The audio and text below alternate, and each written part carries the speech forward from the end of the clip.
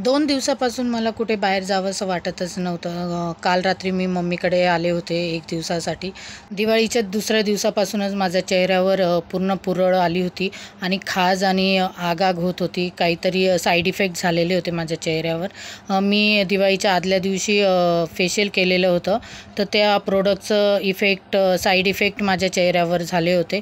First time मी ते product use केलं होतं, त्याच्यामुळे साईड इफेक्ट झाले होते. मग मम्मी मला बोलली की बाकी काही लावूच नको, चेहरा स्वच्छ धु आणि कोरपडीचा गर तू चेहऱ्यावर लावून घे. म्हणून मी ती कोरपड घेतली आणि अंघोळीच्या आधी पूर्ण चेहऱ्याला वगैरे व्यवस्थित चोळून घेतले. आणि तुम्हाला सांगते ना, खूप लाल पण झाला होता आणि खूप पुरळ आली होती. हाताला तर एवढी पुरळ लागत होती ना खूप.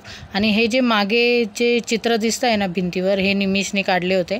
तो 5 ते 6 वर्षाचा होता तेव्हा त्यांनी छत्रपती संभाजी महाराजांची सिरियल बघायचा आणि त्याप्रमाणे तलवारबरोबर संभाजी महाराजांचे चित्र, मावळ्यांचे चित्र असे त्यांनी ते तिथे छत्रपती संभाजी महाराजांची पूर्ण सिरियल तिथे छापून काढली होती. आणि अशा पद्धतीने मी सगळं कोरपड आहे ना चेहऱ्याला पूर्ण चोळून घेतली की चेहऱ्याला जरा थंड पण वाटेल, कारण खाज खूप येत होती आणि आग पण खूप होत होती.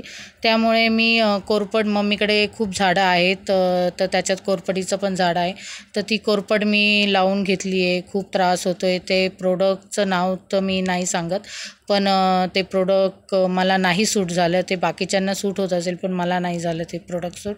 तर आता तर इथून पुढे मी ते प्रोडक्ट यूज करणारच नाही. ऐन दिवाळीच्या वेळेस माझे चेहऱ्याची खराबी झाली आहे आणि त्यामुळे मला कुठे बाहेरही जाता येत नाही आहे. आणि त्यात माझ्या बहिणीने पिक्चरला जायचा प्लॅन केला आहे की कांतारा पिक्चर लागला आहे तर आपण कांताराला जाऊ म्हणून. आता मम्मीच्या घरातले सगळे कामं आवरून वगैरे घेतले मी आणि चेहऱ्याला कोरपड लावून घेतलं, घर सगळं आवरून घेतलं. मम्मी कपडे धुवायला बाहेरच्या साईडला जाऊन बसली आहे. तोपर्यंत मी म्हटले चला कोरपड लावू आणि 5-10 मिनटं तशीच ठेवून कपड्यांच्या घड्या वगैरे आवरून घेऊ. कपड्यांच्या घड्या वगैरे मी सगळं आवरून वगैरे घेतलं. मुलं बाहेर खेळत होते. चिनू बसली होती कार्टून बघत. मला राऊंड सारखं असं वाटत होतं. उगाच मी ते प्रोडक्ट घेतलं आणि फेशियल केलं, कारण मला कुठे जाताही येत नव्हतं, तयारी करता येत नव्हती. आज भाऊबीज आहे तरी पण मला काही करता येत नव्हतं.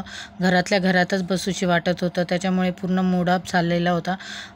तरी पण म्हटलं चला आता आंघोळ वगैरे झाली की आपण 1:30चा शो होता, 1:45चा, तर 1:30ला आम्हाला घरातून निघायचं होतं. त्याच्यामुळे म्हटलं चला पटकन आवरून घेऊ. सोनी आणि राहुल तिकडून तसेच येणार होते. अक्षय पण, म्हणजे माझे मिस्टर पण इकडे येऊन मग पुढे निमिषला घेऊन ते गाडीवर जाणार होते आणि आम्ही ओला करून निघणार होतो तिघीजणी. त्याच्यामुळे पटपट सगळं कामं आवरून वगैरे घेतले. नाश्ते वगैरे तर झालेलेच होते, स्वयंपाक वगैरे काही केला नव्हता. म्हटलं चला बाहेरच काहीतरी खाऊ. त्यामुळे पटकन सगळं आवरलं आणि मी आंघोळीला निघून गेले.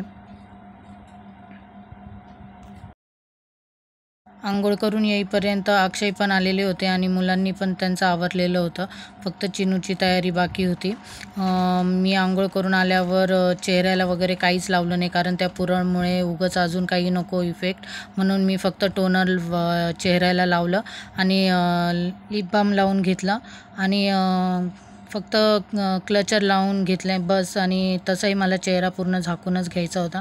थिएटरमध्ये गेल्यावरच हे बघा, स्किन बघा कशी झालेली आहे. पूर्ण पुरळ असल्यामुळे मला काहीच करता येत नाही आहे, त्यामुळे फक्त मी टोनर लावून घेतलं आहे. बाकीचं झालं. अक्षयनी माझ्यासाठी गोळी आणलेलीच होती, तर मी त्यांना सांगितलं होतं की खूप खाज आणि आग मारती आहे, तर मेडिकलमधून गोळी घेऊन या. तर त्यांनी 2 गोळ्या आणलेल्या होत्या. ती गोळी सकाळी नाश्ता झाला होता म्हणून मी गोळी खाऊन घेतली की कमीत कमी त्या गोळीने तरी आराम पडेल मला, की ती खाज आणि आग होणं तरी थांबेल. त्याच्यानंतर मी स्टोल वगैरे बांधून आम्ही निघालो होतो. रिक्षेची वाट पाहत मम्मीच्या घराच्या बाहेरच थांबलो होतो.